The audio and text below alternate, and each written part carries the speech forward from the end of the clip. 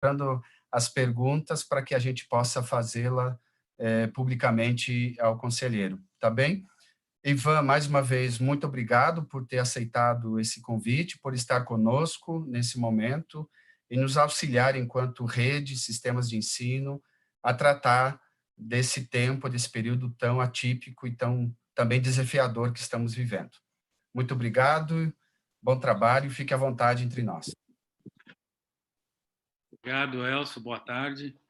Queria agradecer muito o convite. É um prazer sempre poder conversar sobre educação e poder ajudar aí a resolver os problemas educacionais que são bastante complexos no nosso país. Então, agradeço. Queria saudar, então, os secretários municipais, os técnicos de secretarias de educação, os conselhos, os professores, estudantes.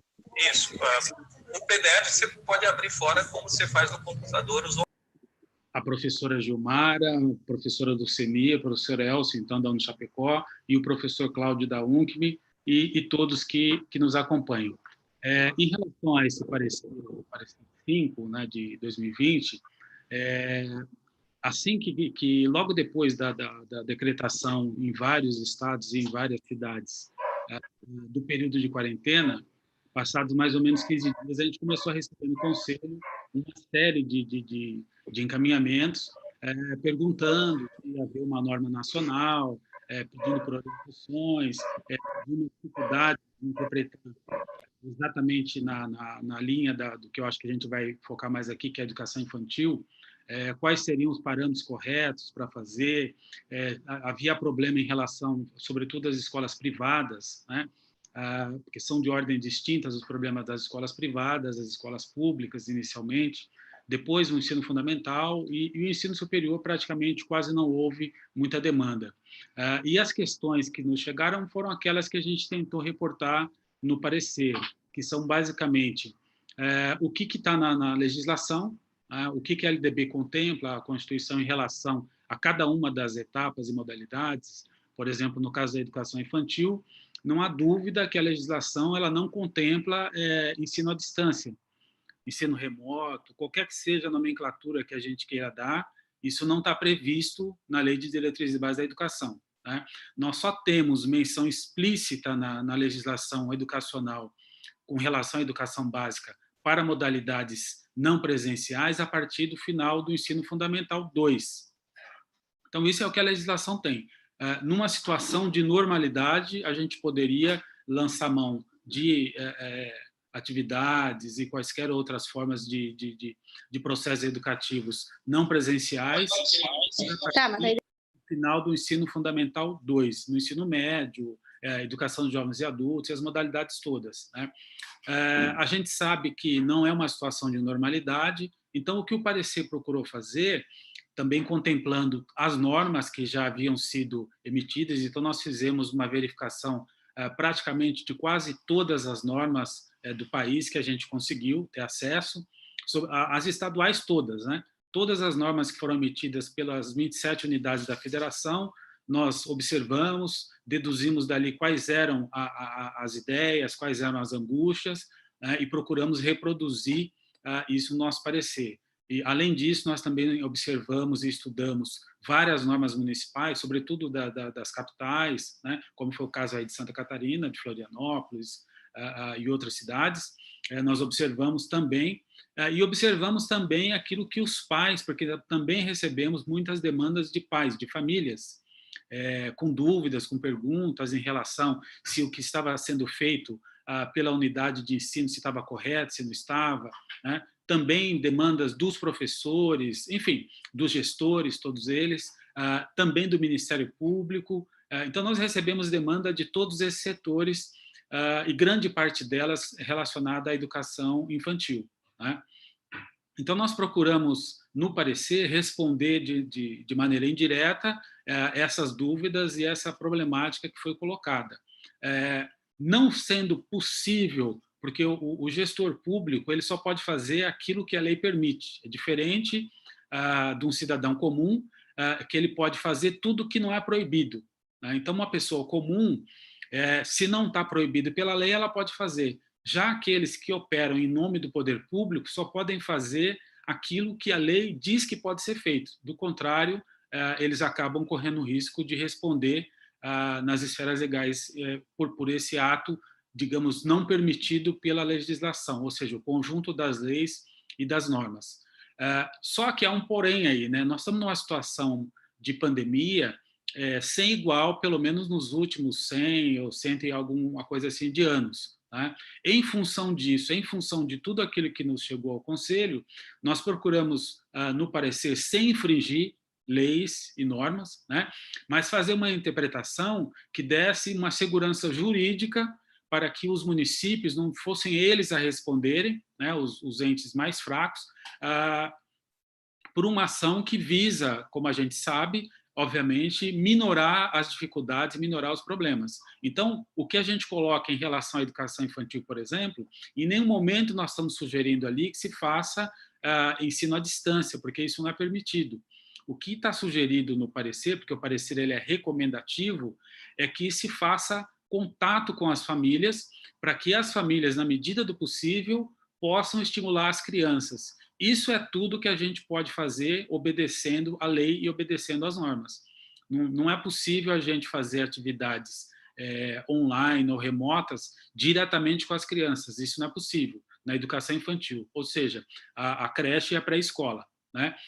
A partir do ensino fundamental dos anos iniciais, há uma série de sugestões, né, e recomendações de atividades que podem ser feitas, porque o problema central que a gente procurou enfrentar ali é que a medida provisória 934 do Ministério da Educação, ela flexibilizou os dias letivos, ou seja, os 200 dias letivos previstos para a educação básica, mas não flexibilizou a carga horária, ou seja, as 800 horas.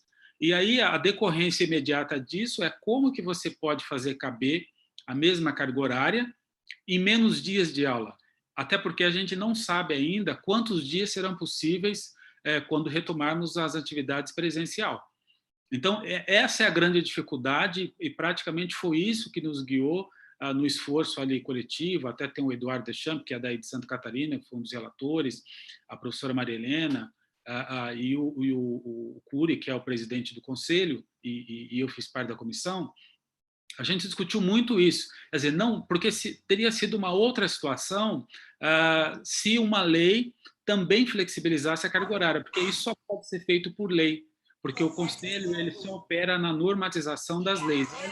Ela é muito clara em relação a isso, em relação à carga horária, em relação aos 200 dias letivos e às 800 horas, não há dúvida.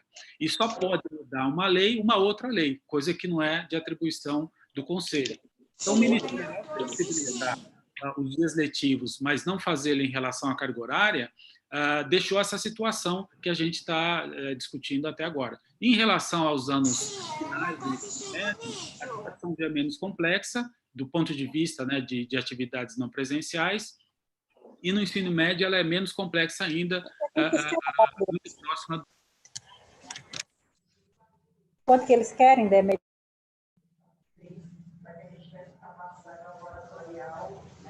Mas a gente viu que, com base no estudo que nós fizemos, havia um conjunto bastante heterogêneo de atividades que vinham sendo feitas até pelas dificuldades e pelas diferenças de diversidade mesmo das regiões do Brasil, e muitas vezes até na mesma região. Né? Então, a gente observou também que, às vezes, numa mesma região, em prefeituras contíguas, havia situações bastante diferentes. Então, qual foi a opção que nós fizemos? Vamos sugerir, com base em práticas internacionais, ou seja, as melhores práticas internacionais que são recomendadas pela Unesco, pela ONU, pelas instituições internacionais relacionadas à educação, OCDE, e com base nas boas práticas reportadas aqui mesmo no Brasil e também na América Latina que nós escolhemos. Então, as sugestões que estão postas ali, elas cumprem esse papel de oferecer subsídios para que as redes, os gestores, os secretários, os conselhos, né, façam as suas opções considerando as especificidades da sua localidade. Por isso, não era possível o parecer explicitamente dizer que essa atividade e não aquela pode ser não mais adequada, porque isso inviabilizaria o espírito do parecer, que era de ajudar e não de dificultar o trabalho nas redes de quem está na ponta. Né? Um último aspecto em relação a isso é que, na verdade, o parecer ele nem tem resolução justamente por isso. É de praxe no Conselho se fazer o parecer, que é orientativo pela própria definição, né? O parecer ele dá princípios, ou seja, ele mostra qual é a direção que se espera que se deve seguir, mas a norma, ou seja, aquilo que é binário, vem pela resolução, que aí a norma você cumpre ou descumpre. O parecer você vai na linha, você vai na direção ou você foge dessa direção. O que a experiência nos mostra em relação a isso, sobretudo já pensando aí nas questões jurídicas e legais, que juízes e Ministério Público, sobretudo, observam, com base no que nós recebemos lá no Conselho, é exatamente em relação a isso. Você não pode ir na direção oposta e dizer que está cumprindo o espírito do parecer. Então, se o parecer, por exemplo, em relação à educação infantil, ele não recomenda atividades remotas ou de educação à distância ou quaisquer outras dessa natureza para a educação infantil, porque não há previsão legal.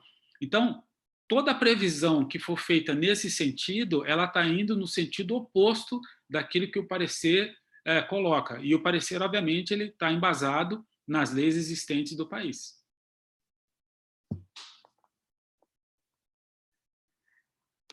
Perfeito, Ivan. Obrigado por nos dar esse pano de fundo, esse contexto, e também das intencionalidades do próprio documento. Nós estamos com 367 participantes aqui, mais a transmissão no YouTube, e eu imagino que as primeiras questões já estejam chegando para nós, não é, Gilmara, Lucenir? Já temos algumas questões para anunciar?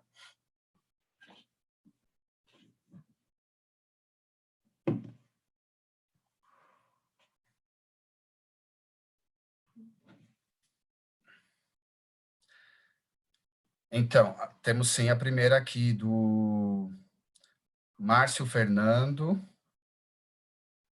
que é presidente do Sindicato do Magistério Municipal, não sei de que município, mas enfim, ele diz o seguinte: a medida provisória 934 vale por 120 dias. Após isso, precisa ser votada em lei. Como está essa tramitação no Congresso? Obrigado pela pergunta, Márcio. Olha, na verdade, existem mais de 30 projetos no Congresso que discutem a medida provisória. Então, é praticamente impossível a gente saber o que vai sair dali, porque tem tanto projetos que vão muito além do problema que é tratado na medida provisória, que colocam questões outras de fundo em relação, por exemplo, à educação, à modalidade à distância, enfim, questões que estão completamente fora da discussão original ali da medida provisória. São mais de 30. Eu li uns 25, 26, alguns falam de homeschooling, enfim, então tem uma variedade extensa, então é praticamente impossível, eu diria, a gente imaginar o que vai sair dali, e até porque, qualquer que seja, digamos, resultado no Congresso, ele precisa primeiro convencer os deputados, né, e precisa virar lei. Agora, se a medida provisória ela não for, digamos, outorgada, né, pelo Congresso, o parecer ele não tem problema em relação a isso, porque o parecer ele não depende da medida provisória. O parecer ele está basicamente embasado na Constituição e na LDB e nos documentos do próprio Conselho, ou seja, diretrizes, né? Então, a menção que o parecer faz à medida provisória é porque a medida provisória, durante esse período, como o Márcio bem colocou, ela tem força de lei, né? Então, enquanto ela estiver vigindo, ela vale. É nesse sentido que a gente trabalhou com a questão da não flexibilização da carga horária, mas sim dos dias letivos. Então, se a medida provisória cair, alguma outra virá no lugar, ou medida provisória, ou uma outra, ou uma lei, mas é uma questão difícil da gente ponderar. Até porque bem sabemos que a conjuntura política não está muito favorável Filhão, vai no posto, tomate. Também, não é? Enfim, vamos aguardar o desfecho. Quer junto, tomatix? Eu só peço colaboração sempre dos colegas em manter os microfones desligados para evitar interferências. e a gente melhor comunicar aqui.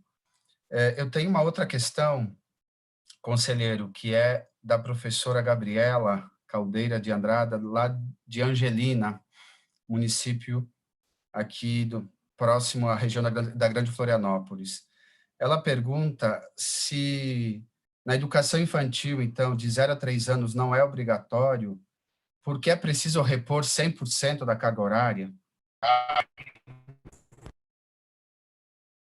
Então, não há obrigatoriedade de reposição de 100%. O que a legislação coloca é 60%. Né? Agora, é preciso entender qual é o espírito e a interpretação da LDB. A educação infantil, ela não tem, ao final do ano, a avaliação que se faz é uma avaliação para verificar o rendimento e aproveitamento do aluno, não tem finalidade de promoção.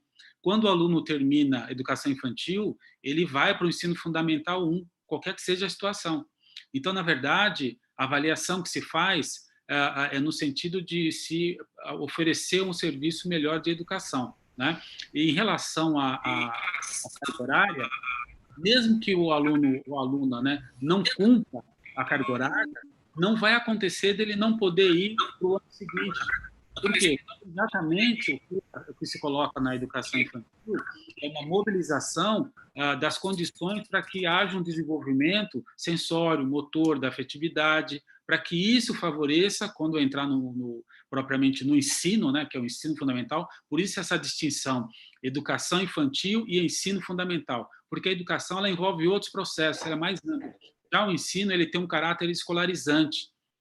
Então, a criança entra num ritmo de tarefas, num ritmo de horários a cumprir. Isso não combina e não é isso que a gente tem para a educação infantil. A educação infantil é mais uma mobilização de afetos, de brincadeira, da criança se reconhecer no seu espaço, no seu tempo, e ela aí, por meio da contação de história, das brincadeiras corporais, tomando consciência de si e sendo estimulada a fazer os processos cognitivos que vão facilitar depois a aprendizagem sem traumas, né, do processo de escrita e do processo de leitura.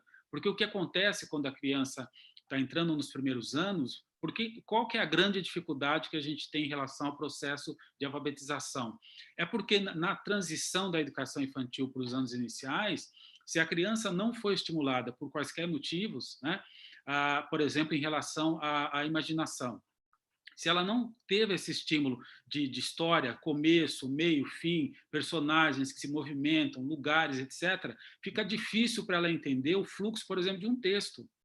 Então, é muito mais fácil, há vários estudos mostrando isso, que as crianças que tiveram esses estímulos na educação infantil, elas vão conseguir fazer a passagem para um outro sistema de representação que não é mais a fala, que é a escrita. Então, é para isso que serve a educação infantil. A educação infantil ela tem que construir, favorecer o desenvolvimento desses estímulos para a criança, ainda que inconscientemente, desenvolva a percepção de lugar, de tempo, de passado, de presente, daqui, dali, fisicamente, corporalmente e também cognitivamente. É isso que facilita quando ela entra nos anos iniciais, a percepção, ainda que ela não tenha clareza e consciência disso, mas ela tem mais facilidade de perceber que a escrita ela é uma representação da fala. Daí o processo de escrita, de leitura, seria menos traumático, porque ela já sabe que existe uma coisa que é uma história, que tem um começo, meio e fim, que tem personagens. Essa translação entre os processos, digamos, mais afetivos, da história e da contação, esses processos facilitam a criança a entender, se bem conduzido, obviamente, o processo inicial, né, das complexidades que tem no processo de escrita em relação à mudança completa, que é da fala, é uma representação. Então, por isso não faz sentido, além da questão legal, a gente pensar em reprovação ou em qualquer outra coisa na educação infantil, porque o que ela visa, na verdade, é uma preparação para esses anos iniciais.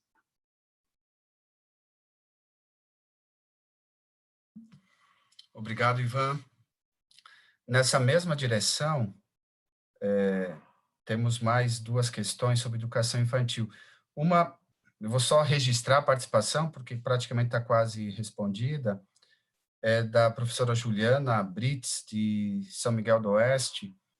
Ela diz, bom, então, a educação infantil precisa respeitar a carga horária mínima de 800 horas para turno parcial e 1.400 para o integral. E a professora, e vou emendar outra questão, professor, da Manuela Andrade, ela diz, e os municípios que já tomaram a iniciativa de trabalhar remotamente com a educação infantil e está dando certo, devem seguir ou interromper? Ótima pergunta. Claro que as decisões locais, elas têm que ser fundamentadas e bem fundamentadas nos aspectos que definem a escolha. Então, o que em geral acontece é que quando aquele que ocupa um cargo público toma uma decisão que está fora ou que não está prevista, ele tem que dizer quais são os motivos e quais foram as razões que levaram, e ele tem que fundamentar isso muito bem, né? Então, o que nós estamos conversando aqui é aquilo que está previsto na legislação, né, e nas normas. E não há previsão nem na lei, nem nas normas de uso de modalidades à distância para a educação infantil, que, como eu disse, visa a esse desenvolvimento, sobretudo cognitivo, afetivo, emocional da criança, né? Agora, o que é preciso talvez definir claramente aí nessa questão, não sei se a professora colocou, é o que está sendo entendido aí como a atividade à distância, porque você enviar, por exemplo, recomendações para os pais, isso não é atividade à distância.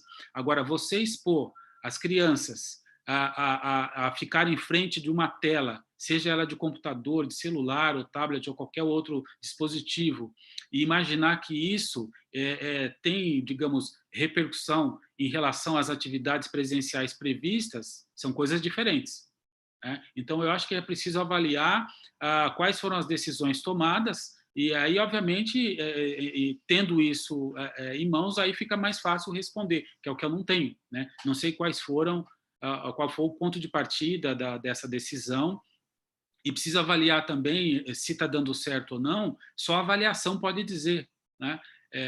Não pode ser simplesmente uma opinião, isso tem que ter dado, tem que ter fato. O que, em geral, a gente tem observado, que tem chegado ao Conselho, mas mais até do que o Conselho internacionalmente, mas no caso do Brasil, é que tem havido um estresse imenso em relação às atividades online, sejam elas denominadas de remotas, à distância. O que nós temos observado é um estresse muito grande, sobretudo em relação aos professores.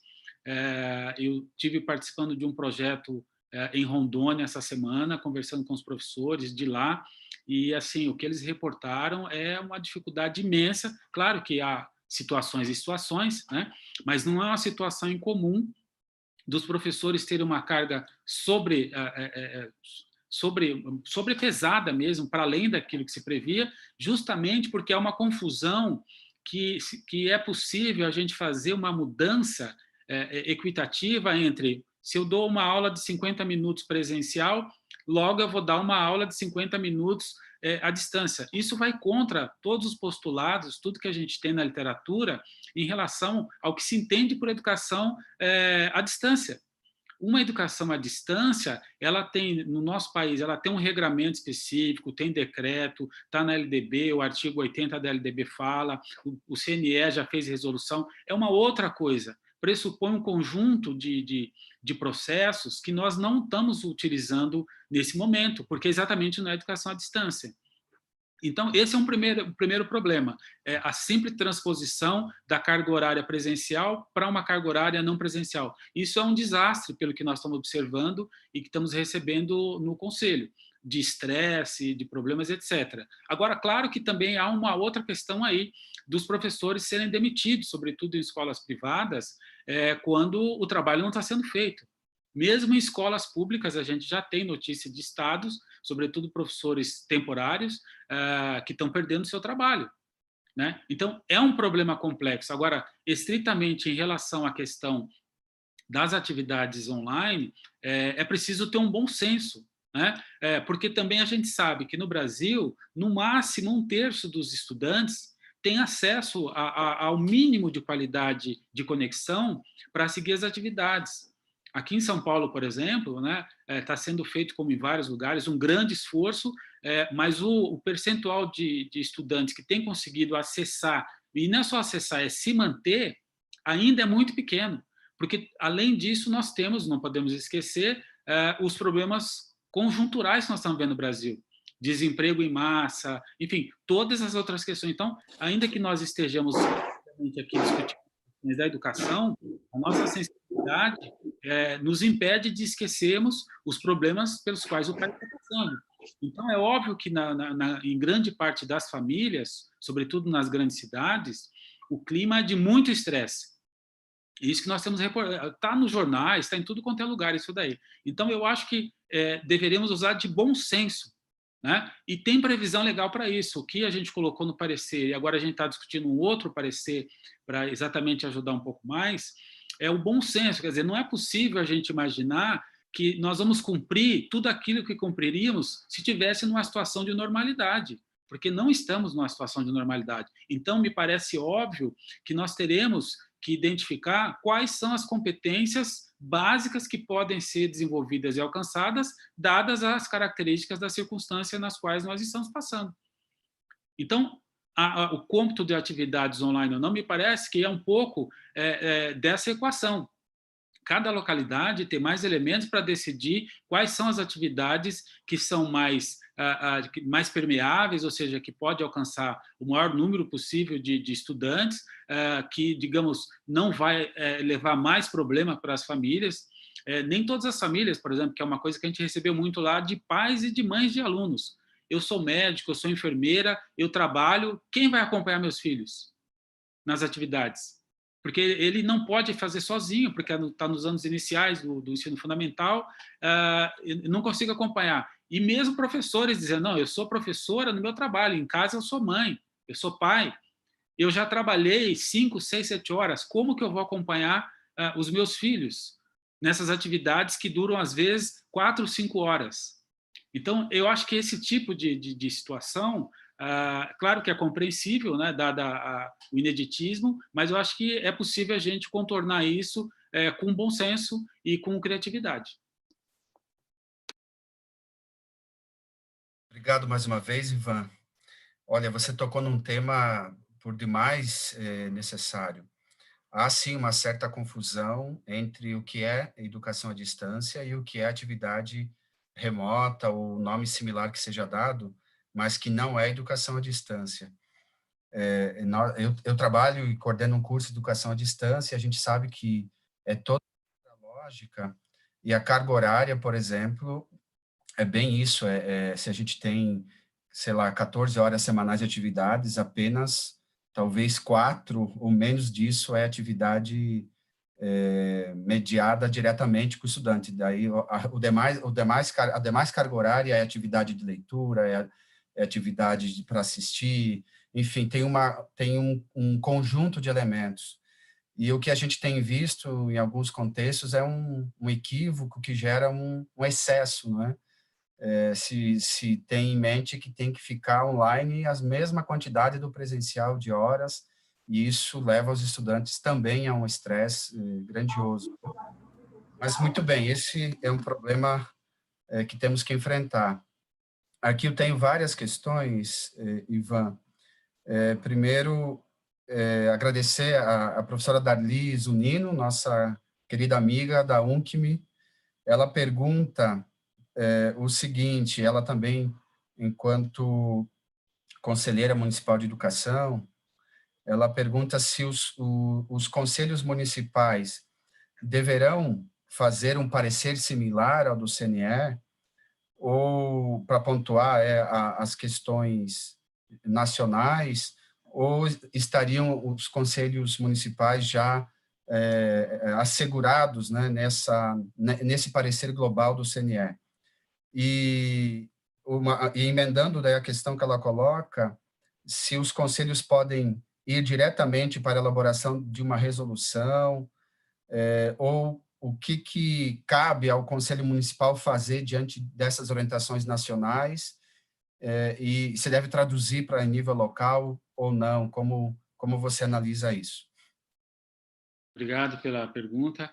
Isso é o ideal, porque como o Conselho ele só pode dar orientações amplas, né, porque é Conselho Nacional, ele não pode ter a pretensão de abarcar todas as singularidades e as especificidades que nós temos num país do tamanho como o nosso, né? Agora, isso é uma escolha do próprio conselho.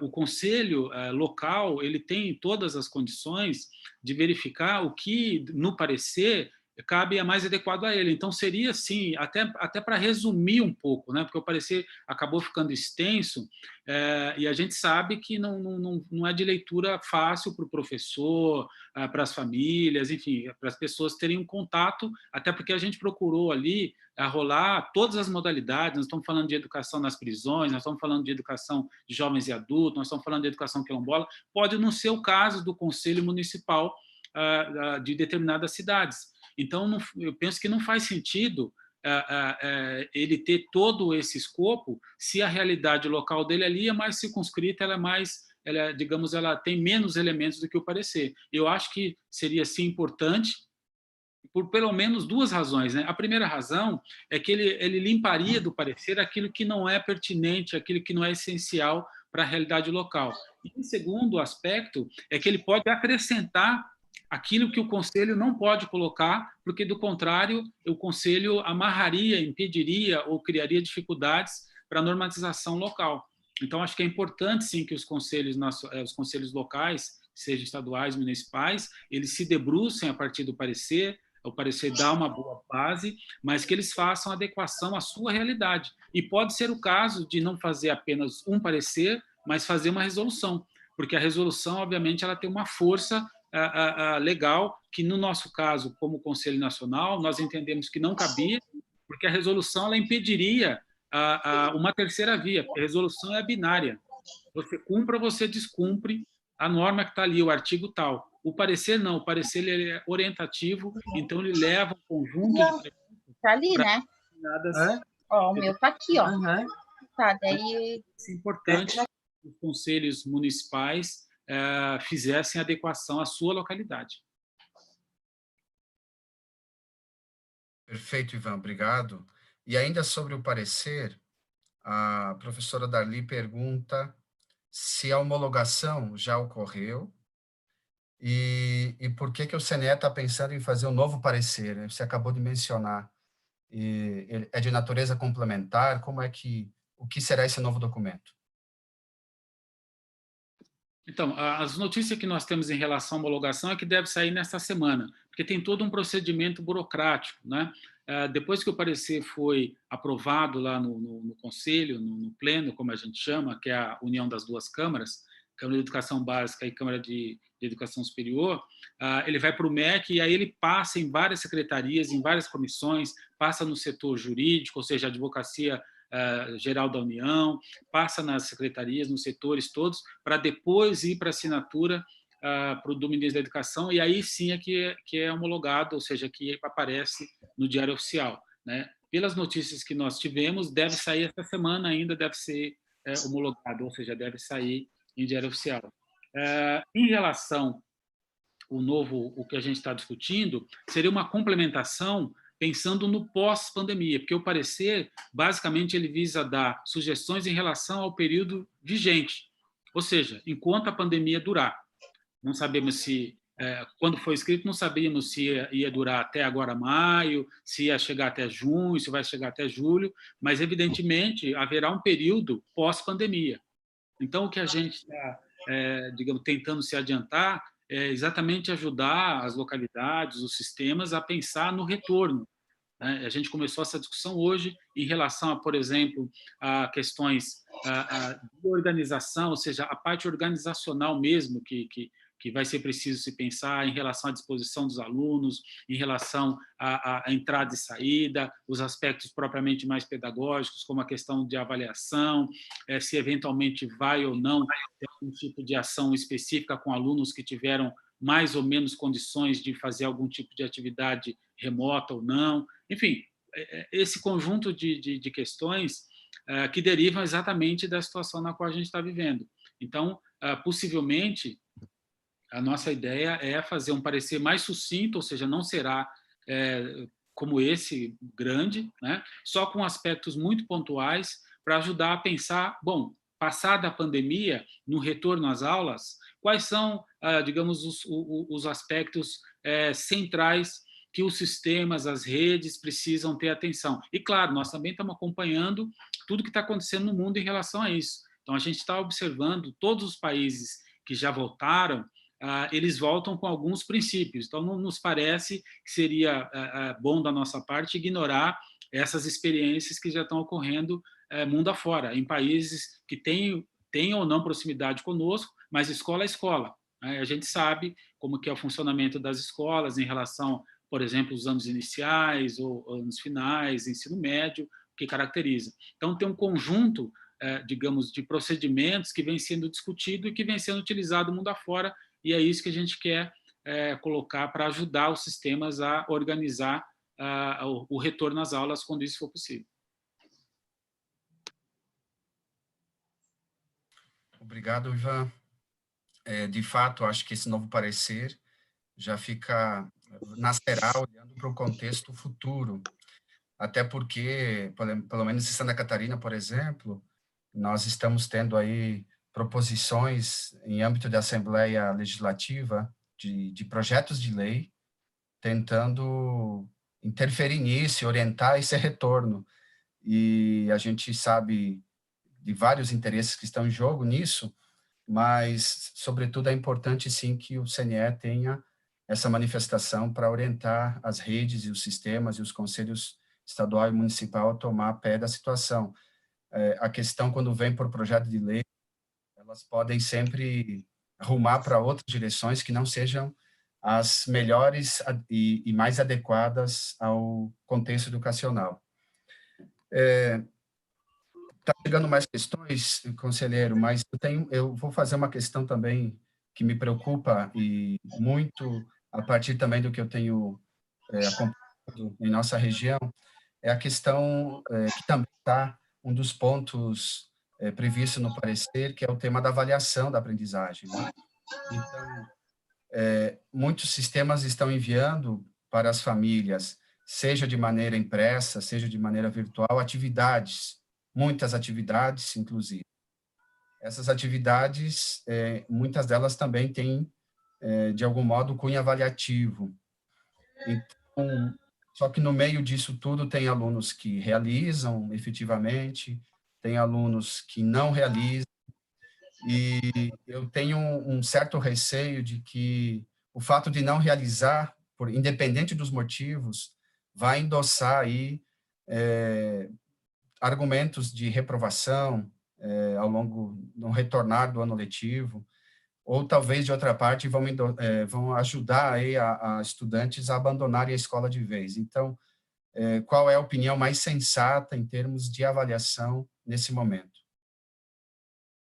Boa pergunta, Elcio, obrigado. Essa é uma questão, digamos, dramática, né? Porque isso acaba englobando uma série de outras questões e alguns, digamos, alguns entendimentos que são tradicionais na cultura brasileira, como essa questão da reprovação que você mencionou, né?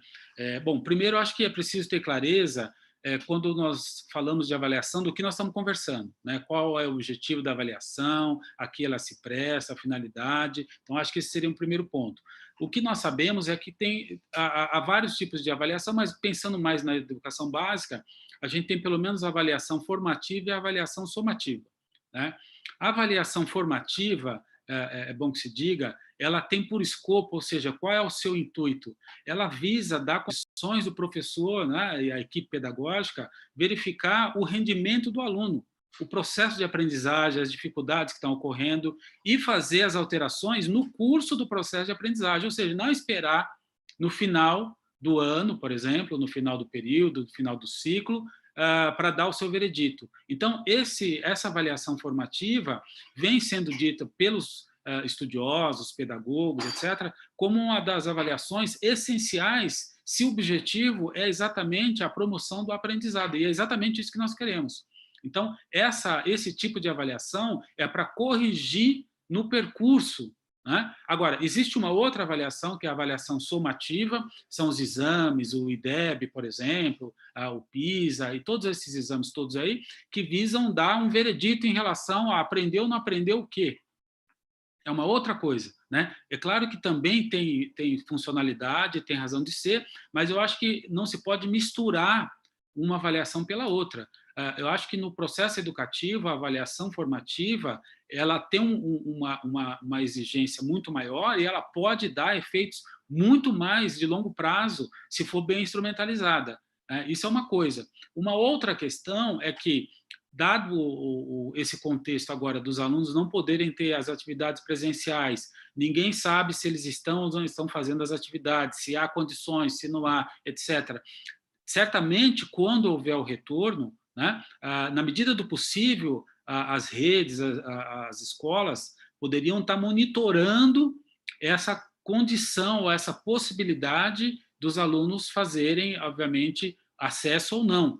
Isso não é avaliação educacional propriamente dita, porque é distância, nós não temos uma teoria pedagógica para dizer que isso é um processo avaliativo corroborado pela literatura, pelos estudiosos, nós não temos isso, né? A avaliação vai ser feita quando o aluno retornar. Aí sim vai se fazer uma avaliação, e o que essa avaliação, nesse contexto de pandemia, me parece bom senso, ela visa exatamente o quê? Dar condições para que a escola, para que o corpo pedagógico, o professor, organize o retorno de maneira consistente à realidade dos alunos e da escola. Eu acho que esse é o propósito da avaliação. E outra, nada nos impede de que o processo, digamos, de trabalho, ele possa ser estendido para o ano que vem. Aliás, tem vários projetos na Câmara sobre isso. O mais importante, me parece, é a gente garantir que os alunos tenham contato, sobretudo nesse período, nas cidades que estão com maior gravidade aí da pandemia, para que ele não se desvincule da escola, para que ele não se desvincule das atividades educacionais, da leitura, da escrita, da matemática, enfim, da ciência, para que ele não perca a motivação que o faz ir para a escola, e nem mesmo a família. Eu acho que talvez esse seja um dos pontos que a gente deveria gastar mais energia. Para as famílias que, digamos, não percebem, ou por qualquer razão não tenham essa clareza, que é fundamental que as crianças, os jovens, sigam para a escola. Eles vão ter muita dificuldade na vida se eles não forem para a escola, onde eles vão ter acesso aos conhecimentos, à riqueza que em grande parte eles só têm na escola. Como que eles vão se preparar para essa mudança que já está em curso aí, de fenômenos digitais, de toda essa mudança no mercado de produção laboral? Como eles vão ter contato com isso fora da escola? Então, na verdade, eu acho que a gente tem que pensar em médio e longo prazo. Nesse momento de dificuldade, é importante que os alunos se mantenham conectados, ou seja, que eles não percam a motivação, etc. Mas o principal é a gente pensar num percurso de médio prazo aí que pode se estender esse ano até o ano seguinte, mas é fundamental que a gente não pense, não use a questão da reprovação como um meio de castigo, como normalmente se faz, até porque não é sem consequência, né? Se você reprova, a gente tem que pensar que no ano seguinte, outras crianças chegam para entrar no sistema. O sistema não vai parar por conta da pandemia. No ano que vem, qualquer que seja a situação, quem terminou a educação infantil irá para os anos iniciais, e os alunos de um ano irão para o outro ano. Então, tudo isso tem que ser pensado. E eu acho que é muito mais, e há estudos que mostram isso, a retenção é uma porta que se abre para a evasão escolar. É possível a gente recuperar no processo, o que não significa promoção automática, não é nada disso, né? É a gente ter clareza das dificuldades que os estudantes têm, alguns estudantes vão ter mais do que outros, e do que é possível fazer em médio tempo. É muito melhor, inclusive, para a cidade, para o país como um todo, do que quando a gente olha aí, milhões de jovens com mais de 17 anos estão fora da escola, abandonaram a escola, mais de 2 milhões. O que essas pessoas vão fazer na vida?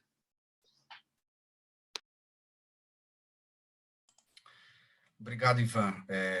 Eu concordo com o teu posicionamento, porque a avaliação formativa tem esse intuito mesmo, e nesse momento a gente necessita muito desse olhar sensível por parte da escola, do próprio sistema, mas também, sobretudo, dos professores, porque senão a gente agrava um problema que já é, na normalidade, vamos pensar assim, o Brasil é um dos países que mais reprova no mundo e que mais tem também sujeitos que evadem, particularmente Santa Catarina também, um dos estados no qual os sistemas mais reprovam, né? Enfim, ou os alunos se reprovam, ou o sistema reprova, isso é outro debate. Então, que a gente tenha sensibilidade para que no momento atípico isso não duplique, triplique e gere desmotivação, evasão extrema nesse momento. Avançando aqui nas questões e tocando em outros temas, a própria professora Gilmara, poderia até fazê-la, professora, mas vou anunciar aqui. Ela diz que a FECAM, que é a Federação dos Municípios aqui de Santa Catarina, está propondo ao Estado a elaboração de um protocolo de segurança prevendo o retorno das aulas, desde a educação infantil até o ensino superior, envolvendo vários setores. Qual que é a sua opinião sobre isso? Seria melhor aguardar o novo parecer do CNE ou já dar sequência a esse protocolo? Excelente pergunta. Só em relação ao ponto anterior, eu queria, para não deixar escapar, eu acho que a gente precisa fazer uma reflexão no Brasil do custo social. Então, eu acho que, em geral, como professores, a gente, obviamente, no trabalho que não é fácil, que a gente que é professor sabe disso, né, do cotidiano, de aluno, de prova, de atividade, de leitura, etc., muitas vezes a gente não tem tempo de fazer a reflexão que é o custo social. Existe um custo social na reprovação. E esse custo, ele é um custo que é financeiro também. Ele é um custo financeiro, ele é um custo econômico, ele é um custo que, em última análise, ele vai para o cemitério ou vai para o sistema penitenciário. Em última análise. Então, a gente precisa pensar, digamos, de uma maneira mais ampla, né? Em relação a essa questão do protocolo, eu acho fantástico. Eu acho que não tem que esperar nada, até ao contrário. O CNE pode aprender como a gente aprendeu com as iniciativas que já haviam sido startadas antes. Nós estudamos os pareceres, enfim, os documentos que foram feitos pelos estados, municípios, e nós retiramos dali a maior parte daquilo que está no parecer. Nós não inventamos, não. Então, eu acredito que isso é fundamental. A maior parte dos países, digamos, mais desenvolvidos ou em vias de desenvolvimento do nível do Brasil tem isso, porque não se trata de uma questão unicamente educativa. A educação ela não pode definir critérios sem ter a competência da saúde, por exemplo. Como é que você vai definir a quantidade de pessoas numa sala? Você não é médico, não é epidemiologista. Como você pode dizer é seguro? Senão você responde depois. Você vai dizer, não, aqui cabem 15, cabem 20. Então, eu acho que, não só por uma questão de segurança jurídica, mas também por uma questão de saúde, né? Tem que ser um trabalho coletivo, e mais até do que a saúde, eu diria assistência social. Eu acho que é preciso ter uma espécie de concertação aí no país para a gente poder rumar, digamos, nesse período de turbulência de uma maneira a reduzir as dificuldades, não a criar outras, né? Então, eu diria que sim, que isso é importantíssimo, a assistência social, a saúde e outros atores também, as famílias que precisam estar organizadas. É preciso trabalhar junto para evitar dificuldades, porque nós estamos vendo uma repetição de vários dramas que poderiam ser minorados se tivesse havido uma articulação como essa.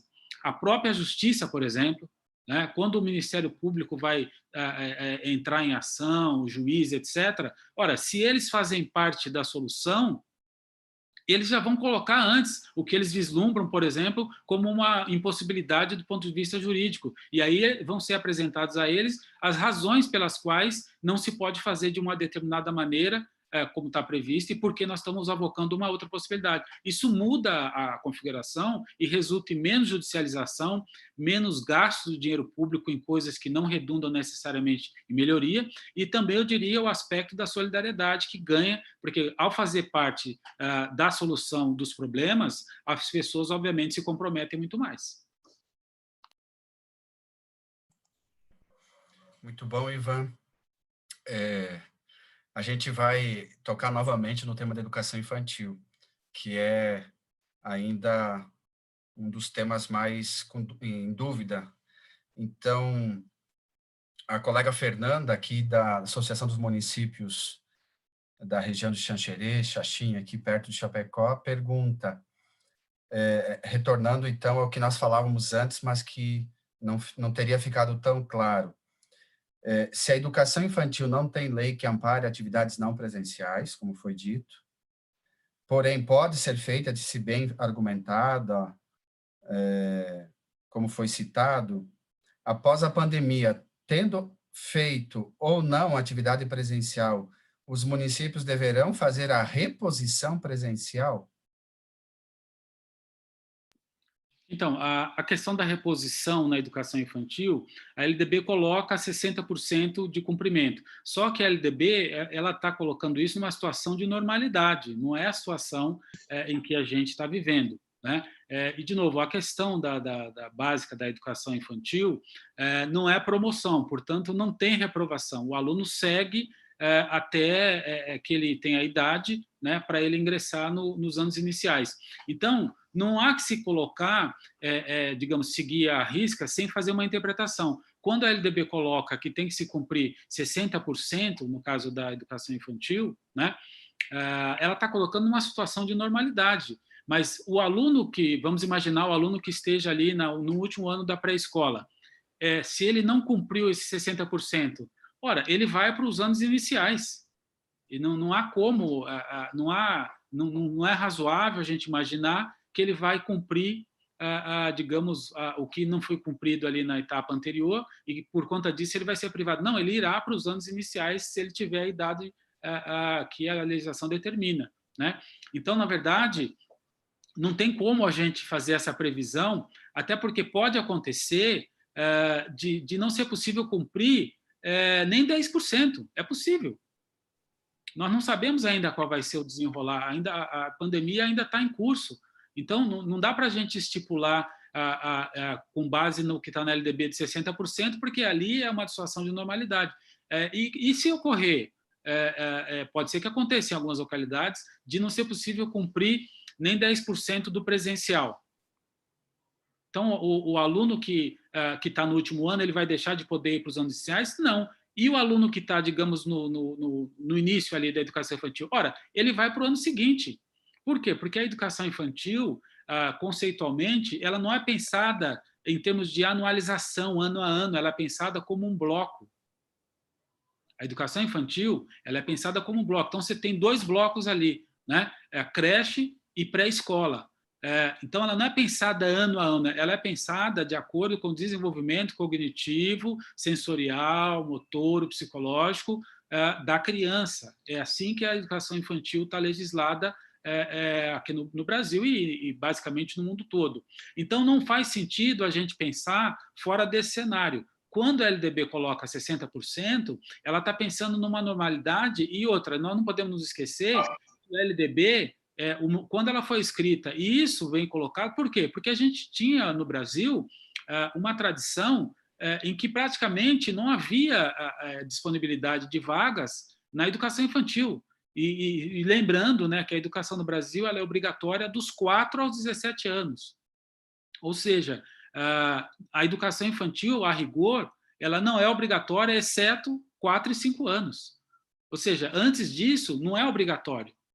O município não é obrigado, o Estado não é obrigado a fornecer antes dos 4 anos. O que a legislação coloca, que é a educação básica, ela é... Ai, gente, que tá incomodando, diabo! Não sei se respondi, Elcio. Sim, a gente teve interferência no finalzinho aí da tua fala. Eu peço mais uma vez que os colegas mantenham o microfone desligado para facilitar o nosso diálogo aqui. Eu creio que sim, Ivan, ficou claro. É que também, talvez, as pessoas busquem uma resposta pronta por escrito, ela não existe, né? A gente tem que fazer a interpretação à luz das questões macros, e como você diz, o que está previsto é para tempos de normalidade, e aí a gente tem que interpretar por um tempo de anormalidade também. Mas se não ficou claro, a gente não tem problema, podemos retornar depois a outros temas da educação infantil. Assim, a professora Karen Cristina Pezzini, de Nova Erechim, ela também pergunta, ela diz que o município de Nova Erechim criou apostilas que estão sendo enviadas para as famílias com experiências para serem realizadas com as famílias das crianças, da educação infantil. Mas essas atividades são consideradas como complementares. Então, ela, pensando em toda a historicidade e trajetória da educação infantil e sobre o engajamento de desvincular essa etapa de uma ideia de escolarização, ela pergunta, deixa eu ver aqui, tendo em vista o fato de que o ano letivo não precisa necessariamente coincidir com o ano civil, qual é a sua opinião sobre isso? Já estar, assim, normalizado, normatizado em alguns municípios, haja vista toda a especificidade e peculiaridade dessa etapa de ensino. Acho que, de algum modo, foi respondido, mas vamos voltar um pouquinho nisso, Ivan.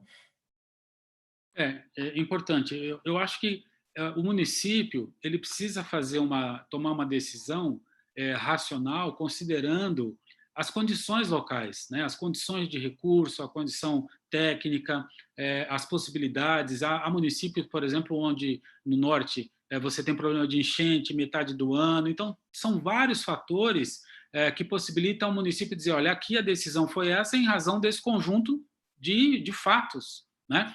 Agora, de novo, a questão da educação infantil, ela falou de atividades complementares, né? É fantástico, isso é possível, é uma alternativa. Em outros municípios, tomaram outros caminhos, que também são caminhos possíveis, são caminhos que nós não podemos dizer que está fora de uma razoabilidade, está fora do espírito da LDB, né? A questão é que, por exemplo, em relação... Aí há uma distinção, sobretudo em relação à escola pública e escola privada, né? A gente tem recebido no Conselho vários documentos falando disso, sobretudo na nossa Câmara.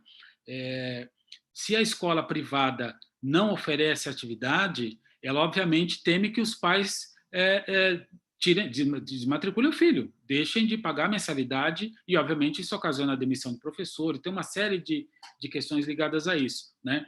E aí, o que eu penso é o seguinte, na verdade, aí a questão central seria, no meu ponto de vista, um diálogo com as famílias, para as famílias perceberem qual é o escopo da educação infantil, o que é possível fazer, porque muitas vezes a gente imagina que as pessoas, que os pais, eles têm clareza, muitos não têm.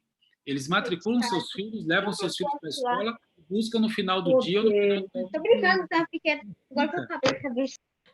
Não significa que eles tenham clareza das especificidades de cada etapa que o seu filho vai ver na escola, sobretudo nos anos iniciais, na educação infantil, porque também eles não são profissionais da educação, eles não são obrigados a saber. Então, eu acho que muitas vezes, porque a gente tem praticamente reclamações de duas ordens, pais que reclamam que recebem poucas atividades, porque o filho tem muita energia, e pais que reclamam do excesso de atividades. Então, como que a escola, o sistema, vai agradar esses dois senhores, se um pede mais e outro pede menos? Não há solução a não ser no nível da individualização, né? Então, provavelmente, se a escola tivesse feito uma conversa com os pais, explicado, né, quais são os objetivos de aprendizagem, o que dá mais certo, o que tem sido feito, e aí acordar, juntamente com os familiares, os pais responsáveis, uma estratégia para ser utilizada enquanto durar essa situação. A escola também, me parece, ela não pode tomar decisões ao largo das famílias, e só comunicar às famílias, olha, nós decidimos que vai ser isso, então amanhã você coloca seu filho online, 4 horas ele tem que estar plugado, ou nós vamos mandar 10 apostilas para ele ler durante a semana. Eu acho que isso tem nos mostrado, tem causado estresse. Me parece que uma decisão mais adequada teria sido fazer em acordo com as famílias, comunicar às famílias e tomar, sobretudo, algumas decisões que impactam as famílias, tomar essas decisões coletivamente, porque tem aspectos que são processuais, que não são digamos, tão complicados assim de você gerenciar, desde que haja boa vontade de parte a parte e que você explicite as razões daquilo, né? Agora, de novo, as escolhas do município, elas têm que se basear em dados, elas têm que se basear nas condições do município e, sobretudo, eu diria, elas têm que se basear naquilo que é o melhor para os estudantes. Porque essa é a finalidade da educação. A finalidade da educação é facilitar a vida daqueles que lá estão, dos professores e dos estudantes, que a escola só existe porque existe estudante. Então, acho que não perdendo de vista isso e não havendo descumprimento frontal de lei, eu acho que é possível fazer uma série de coisas. Mas, de novo, repito, o agente público, pelo nosso sistema jurídico, que é positivista, ele só pode fazer aquilo que a lei diz que pode fazer. O cidadão não. O cidadão pode fazer tudo aquilo que a lei diz que ele não pode. Então, se a lei se cala, ele pode fazer. Se a lei diz não pode, ele não pode. Já o agente público, não. Ele só pode fazer aquilo que está previsto. Isso eu acho que é importante. Obrigado, Ivan. Muito bom. Quero aqui só registrar o agradecimento. Nós temos participantes do estado da Bahia, do Paraná, de Alagoas, do Maranhão, do teu estado também, Ivan, de São Paulo. Então, agradecer esses colegas que se juntaram aí à rede da FECAM. Também temos muitos municípios de Santa Catarina aqui representados, então, que bom, porque também é uma alternativa bastante interessante a gente debater um tema nesse momento e fazer chegar em tantos lugares ao mesmo tempo via tecnologia, não é? Tem mais gente com o microfone ligado. Falei para eles. Não sei. Isso, obrigado. Eu acho que a gente vai quase indo para o final. Eu só vou destacar aqui, temos, acho que 2 ou 3 questões aqui pendentes. Primeiro, agradecer também ao Márcio Fernando, que é agora sim identificado aqui, do presidente do Sindicato do Magistério Municipal da União da Vitória, do Paraná, é divisa aí com Santa Catarina. Ele diz que, no momento de excepcionalidade, estamos no limbo, entre aspas, sem respostas e receitas prontas, vamos ter que construir partido novo. Acho que corrobora com o que conversamos há pouco. A professora Adriana, de Florianópolis, ou da Grande Florianópolis, diz assim: a vida dos mais pobres está em risco. Acontece que quem está pedindo retorno às aulas, com ou sem protocolos, tem a oportunidade de pagar por ter saúde privada. Meus estudantes vão para o SUS, que está em colapso. Quanto vale a vida humana, né? É uma reflexão muito pertinente, que todos nós estamos nos fazendo, de algum modo, e que talvez depois o Ivan possa também comentar um pouquinho. E eu vou aproveitar nessa mesma sequência, o professor José Antonino Canani, ele diz assim: enquanto o parecer do CNE não for homologado pelo ministro, significa que ele poderá ter alterações em sua redação? Levando em consideração os vários projetos de lei em andamento no Congresso, os mesmos não poderão interferir em práticas utilizadas no momento, já em plena aplicação, ou desqualificar algumas das questões já postas em prática? Obrigado, José Antonino. Não, porque são coisas diferentes. O parecer, ele está no nível da normatização, ou seja, das normas, ele não é lei. O que pode sair do Congresso é uma lei, né? E aí o Conselho não tem, obviamente, competência em relação a isso. Agora, qualquer que seja a lei, ela vai ter que cumprir os requisitos da legislação brasileira, né? A não ser que ela mude, revogue, por exemplo, algum artigo da LDB e coisa do tipo, né? Porque existe uma hierarquia das leis, né? Então, você tem lei, depois você tem decreto, quer dizer, e acima de tudo está a Constituição. Então, qualquer que seja a lei, ela vai ter que estar abaixo, ela vem abaixo dos princípios da Constituição, e são esses princípios constitucionais que são reproduzidos em grande parte da LDB. Se a gente fizer uma leitura da LDB comparando com a Constituição, a gente vai ver que uma quantidade imensa de artigos da LDB derivam, alguns reproduzem literalmente aquilo que está na Constituição.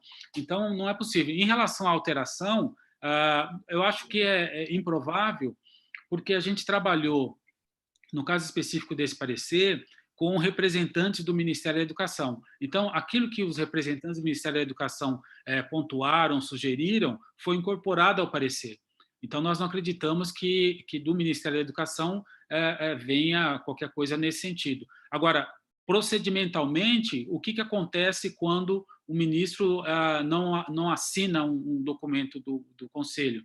Ele tem que devolver para o Conselho e dizer o que ele não concorda e o que ele sugere.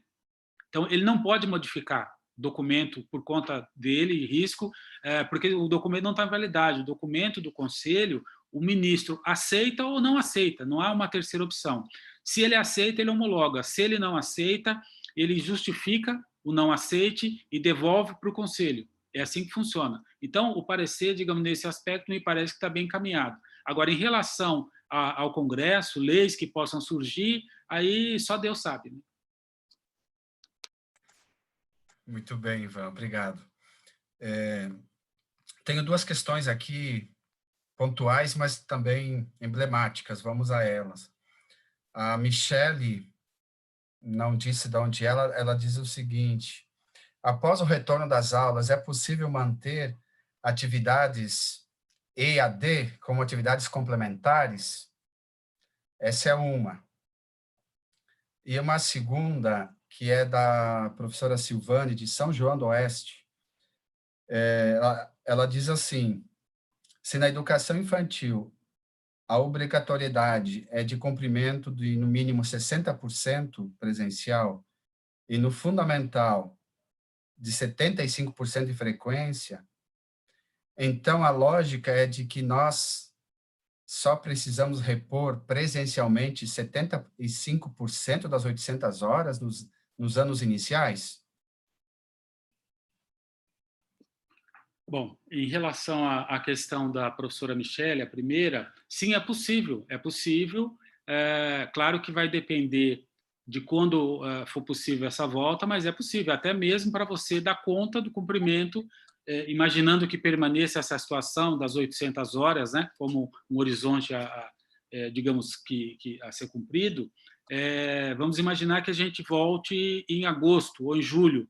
É possível, sim, que os sistemas deliberem que, no sentido de completar, ou seja, de facilitar que a carga horária seja cumprida, fazer uma parte presencial e fazer uma complementação concomitantemente remota.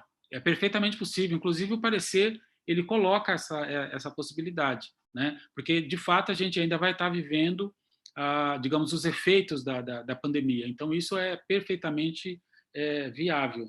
Agora, uma outra questão que tem aí, que também eu acho que vai implicar, talvez, nessa necessidade de algum tipo de atividade remota, eu imagino que, obviamente, ela deve estar falando onde a atividade remota é permitida, né?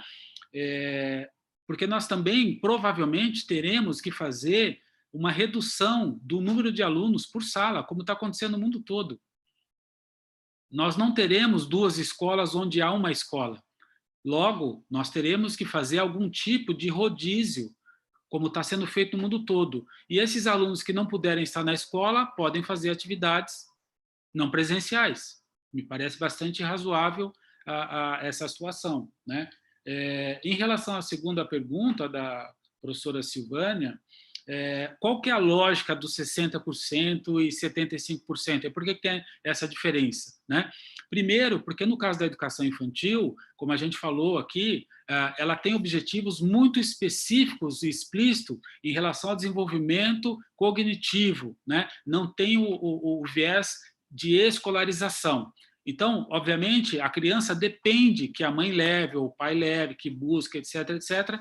Então, a LDB colocou um pouquinho acima, digamos, da metade aí dos 50%, pensando nisso. Mas o fato é que se a criança infringir, por exemplo, 70%, não tem consequência do ponto de vista de retenção, do ponto de vista... O que vai ser feito, obviamente, deve ser feito um trabalho para articular, a partir da volta da criança, aquelas habilidades ou aqueles sentidos que ela não desenvolveu durante aquele período de ausência. É isso que deve ser feito, né? Não se trata de reprovação nem nada disso.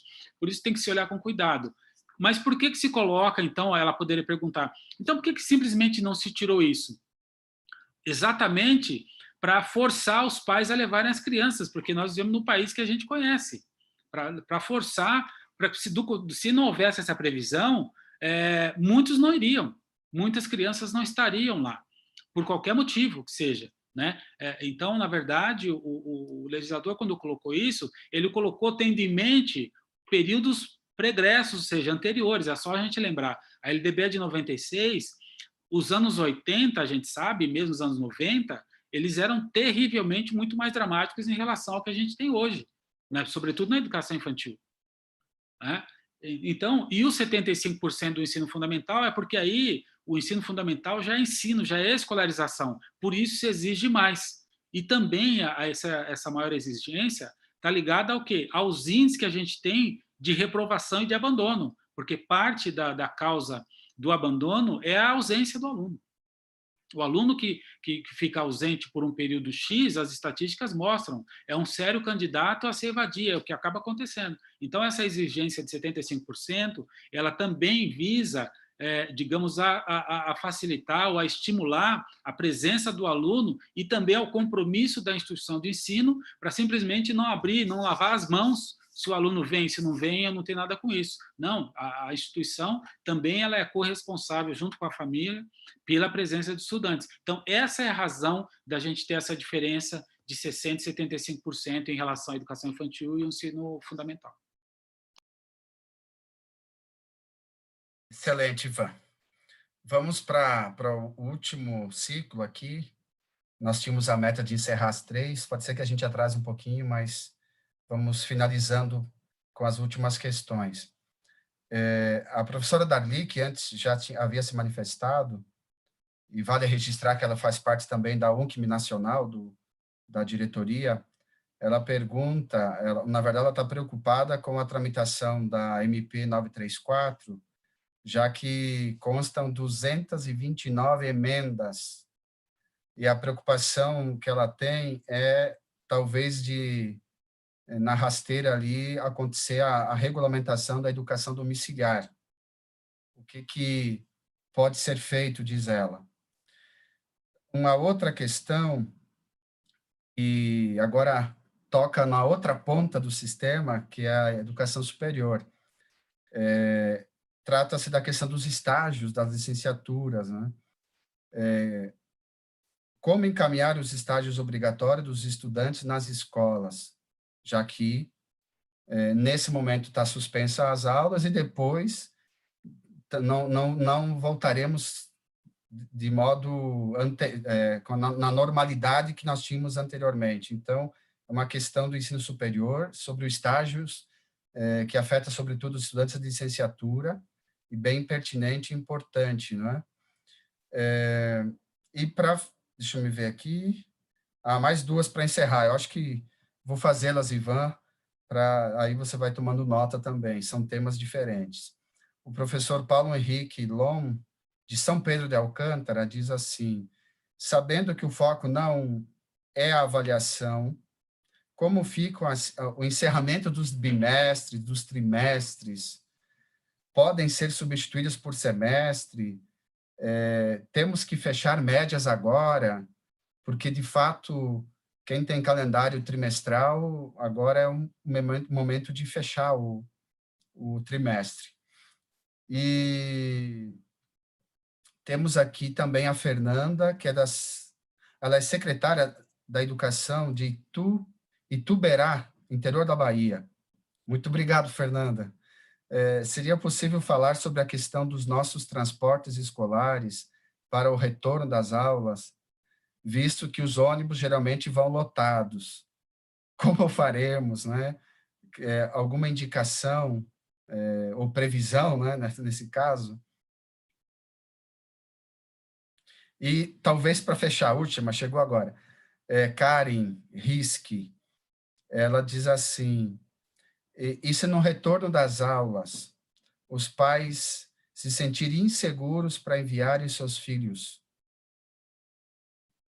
à escola, eles têm direito a não enviar? Será um retorno obrigatório? Enfim, mais uma questão difícil aí, mas boa para a gente debater aqui. Obrigado. E então encerramos as questões, pessoal, e passamos então ao conselheiro Ivan mais uma vez. Excelentes perguntas. Em relação à primeira da professora Darli, né, do homeschooling, é possível. Agora, o que em geral, o que a prática mostra desses anos que eu estou no conselho, do que eu consegui acompanhar de atividade legislativa, né? Quando você tem muitas emendas, quase sempre é feito um acordo, senão não sai. Então, na verdade, é feito um acordo, tem aí as bancadas, os chamados líderes das bancadas. Hoje a gente tem, digamos, um conjunto de deputadas e deputados que a gente chama de Frente Parlamentar da Educação, que já esteve algumas vezes conosco lá no Conselho, que são parlamentares que estão, digamos, que tem um dos focos do seu mandato, a questão da educação, que estão trabalhando nisso, né? Então, quase sempre, quando você tem um projeto, uma discussão onde há um número excessivo de emendas, como é o caso, se chega a um acordo, senão não tem como aprovar, né? Basicamente, esse é o que a gente observa nesses últimos anos. Mas é possível. Em relação à questão do homeschooling, ele aparece, sim, num projeto. A discussão do homeschooling ela já tem praticamente 2 décadas no Brasil, não houve aprovação pelos mecanismos correntes, e o que a legislação, a Constituição fala, é que medida provisória, ela visa o quê? Questões emergenciais. Não me parece que isso seja uma questão emergencial do ponto de vista daquilo que está posto na Constituição. A pandemia é uma questão emergencial, uma questão de excepcionalidade. Então, a medida provisória ela tem que ter esses caracteres, essas especificidades. Ela tem que responder uma situação de emergência, uma situação de excepcionalidade, né? Então, provavelmente, isso vai empacar e vai ser objeto de judicialização, porque não há esses elementos presentes para você avocar essa questão. É evidente que isso tem que ser feita uma discussão na sociedade, mas tem que cumprir os requisitos previstos na lei. E a medida provisória é muito clara, a Constituição tem que ter questão de emergência e de excepcionalidade, que não se encontra nessa discussão. Em relação à questão dos estágios, não tem mágica, não tem como, né? Enquanto não tiver aula, não vai ser possível fazer estágio. Eu mesmo tenho orientanda, uma das minhas orientandas de mestrado, cujo trabalho era sobre educação de jovens e adultos.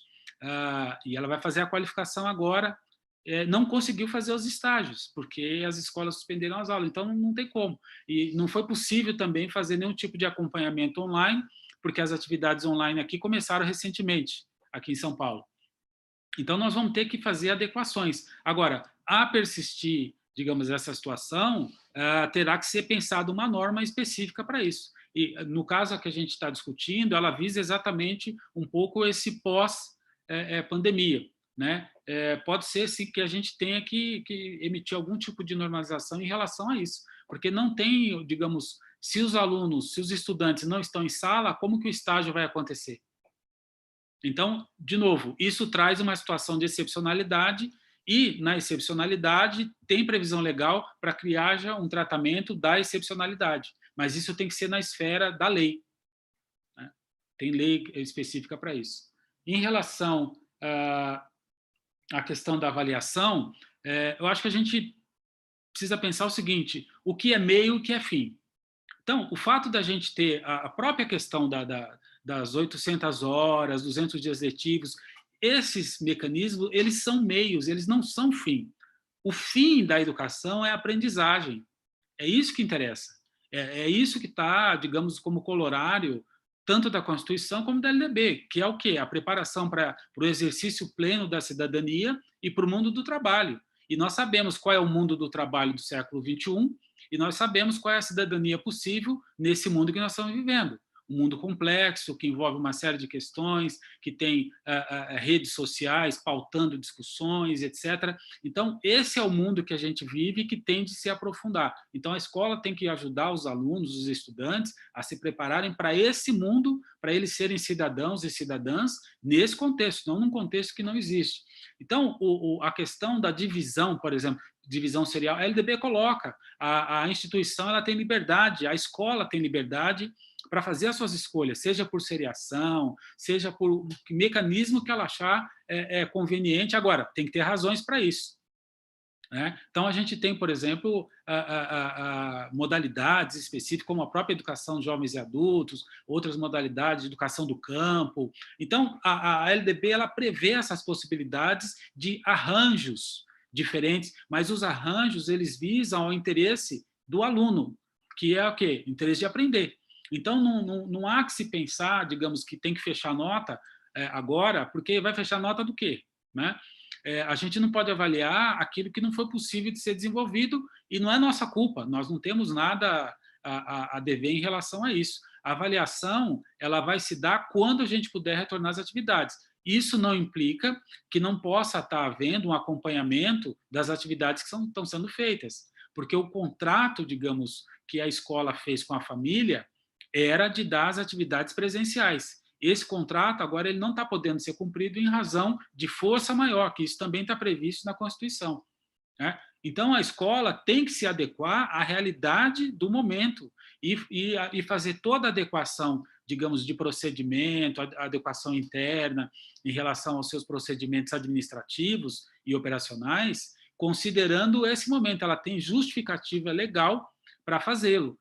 Então, não há razão para a gente ficar, digamos, muito assoberbado em relação a essa questão da avaliação bimestral ou trimestral. Nós vamos ter que fazer de acordo com a possibilidade de retorno e a realidade de cada sistema, né? Até porque a parada ela foi mais ou menos igual no país, mas a gente não sabe o retorno, se vai poder ser exatamente igual, né? Vai depender também das autoridades locais, dos prefeitos e dos governadores. Em relação a secretária, né, transporte escolar, então, a lei prevê, a gente sabe que a discussão do Fundeb, né, ela vinha a todo vapor e foi atropelada pelo tsunami do coronavírus, né? Agora, a gente sabe que isso é uma dificuldade que, infelizmente, no Conselho, a gente não tem meios de agir, a não ser, óbvio, de sensibilizar, que é o que a gente faz, indo lá na Câmara, no Congresso, né, no Senado, na Câmara, sensibilizar os parlamentares das consequências terríveis que virão se a gente não tiver, no mínimo, a continuidade do Fundeb. No mínimo. Né? No mínimo, se a gente não tiver a continuidade, não é só em relação ao transporte, mas em relação à merenda e em relação ao próprio pagamento dos professores, porque a gente sabe qual que é a realidade na maior parte dos municípios do Brasil em relação a isso, né? Que depende disso para fazer a gestão com muita dificuldade localmente, a gente sabe disso, né? Mas, de fato, vai ter que se pensar um protocolo. O que vocês estavam pensando em fazer em Santa Catarina vai ter que se pensar para o país como um todo. Não vai ser possível a gente voltar imaginando que nós estamos voltando em fevereiro de 2020. Essa possibilidade, ela parece cada vez mais impossível. Nosso retorno vai ser uma outra condição que, ao que tudo indica, pelo menos o que a gente vê no mundo, não vai ser a mesma situação de colocar a mesma quantidade de alunos, seja na sala de aula, seja no transporte público, seja em qualquer situação. Isso não vai ser possível, né? Então, é bom que a gente, digamos, comece a pensar em opções concretas que sejam possíveis de serem executadas, execuíveis, né? Por último, a pergunta da Karen, né? Bom, o que a legislação diz é que a educação é obrigação da família, da sociedade e do Estado. Então, os três são responsáveis, né? Os pais são responsáveis num certo grau, eles respondem num certo grau, os pais são obrigados a matricular os seus filhos no Brasil. Não existe legalidade no Brasil de educação domiciliar, ainda não existe. O pai, os responsáveis, pai e mãe, eles têm que matricular os seus filhos porque a nossa legislação entende que isso é um direito das crianças. e é dever dos pais, por tudo isso que a gente comentou aqui, né? É um direito do cidadão brasileiro e é um dever daqueles que têm a ascendência, que são responsáveis por eles, né? Agora, é evidente que pode haver casos de pais que não se sintam confortáveis, não se sintam seguros. Aí eu acho que tem que avaliar caso a caso, e a escola, os responsáveis pelo sistema, os secretários municipais, os conselhos, enfim, as autoridades locais precisam avaliar e tomar uma decisão, obviamente, coletiva, né? Se certificando dos parâmetros de segurança, por isso a necessidade de envolvimento da saúde, assistência social, etc., porque o que nós queremos é o melhor para as crianças. Ninguém quer que as crianças voltem para a escola e sejam elas o foco de contaminação que vai fazer explodir mais ainda o que já está acontecendo no país. Por isso que os outros países estão dizendo que, em geral, a educação é o último setor a voltar. É o último. Não é que isso é uma coisa à toa, não. Há uma razão muito forte para isso, porque as crianças, elas se conectam, evidentemente, com seus pais que se conectam, ou seja, é uma cadeia que tem aí, né? Então, na verdade, a gente precisa considerar e fazer uma reflexão muito séria e muito responsável do que é o bem maior. E eu não tenho dúvida que o bem maior é a vida.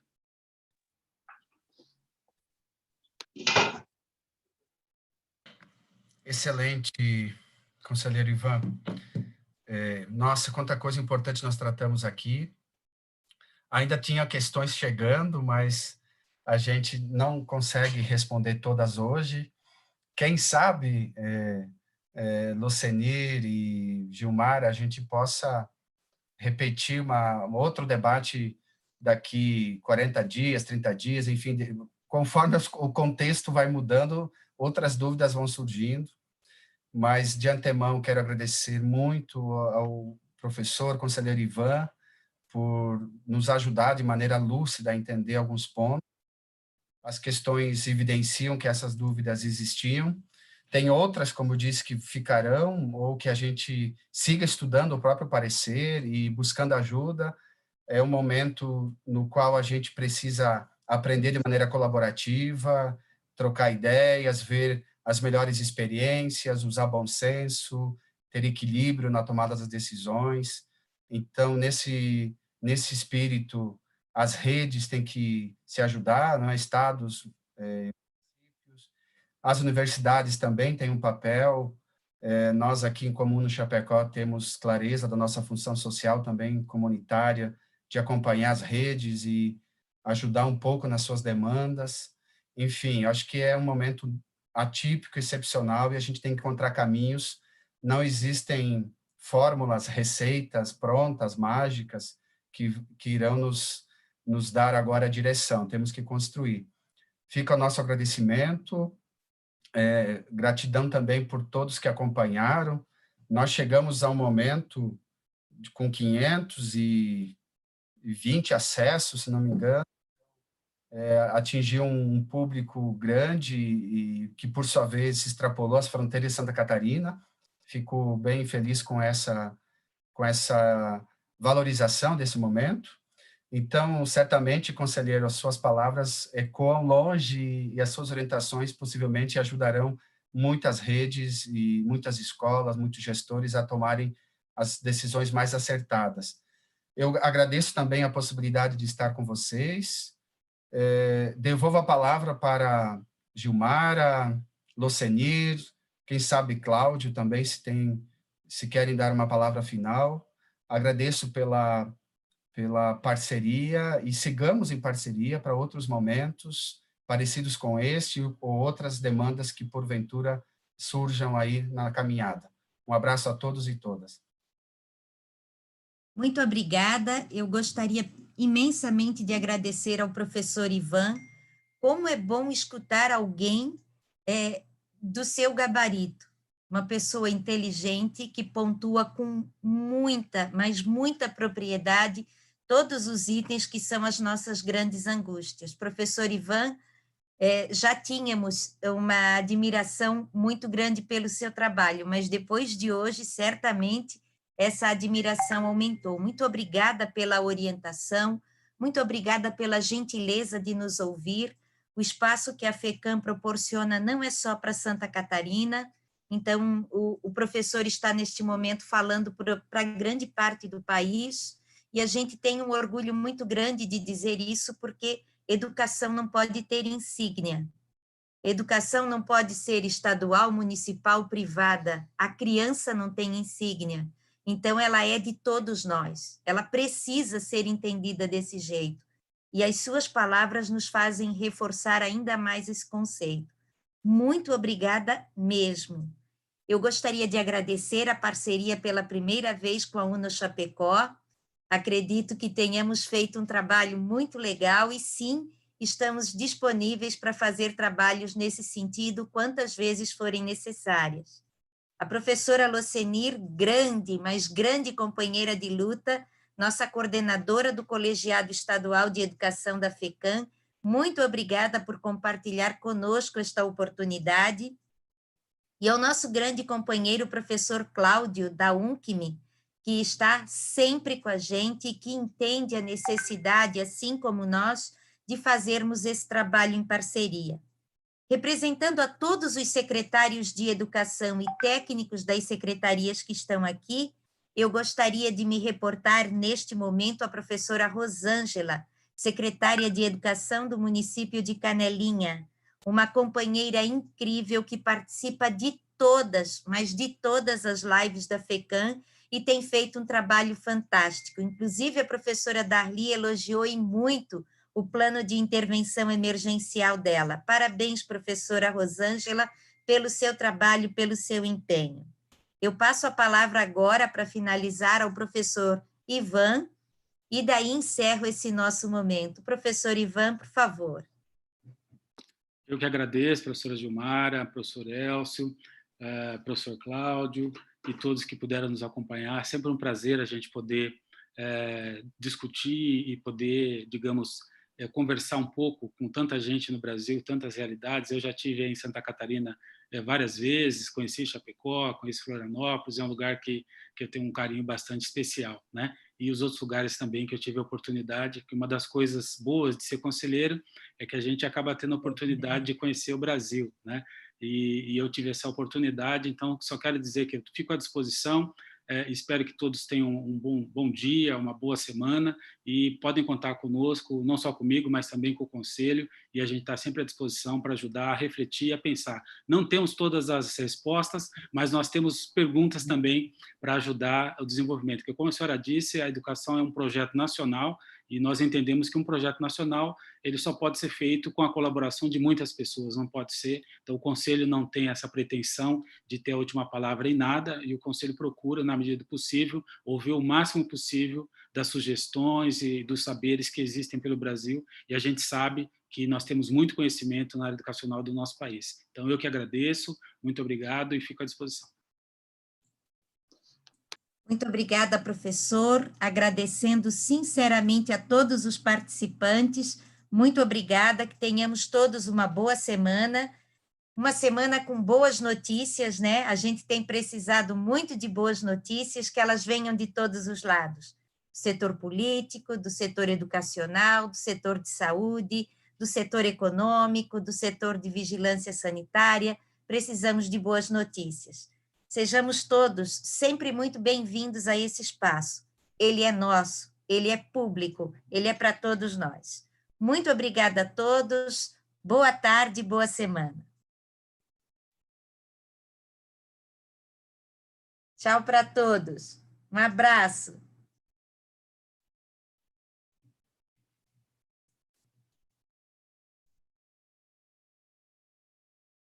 Grace.